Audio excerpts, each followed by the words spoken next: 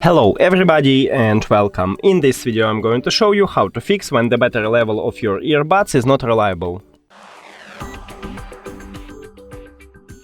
So firstly we should check if you have the last software version, open the application and go to the setting at the right top. Right here we have update, click on it, and now we check and set that I have the last software version, and if you haven't, just install a new one. And also what can help you with to fix this problem is to put your earbuds to the charging case.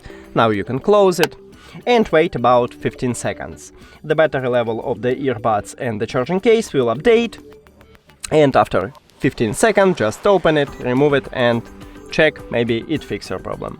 That's it, thank you for watching this video. If you found it helpful, please consider subscribing to the channel and leave the like on the video, it's really important to us. See you later!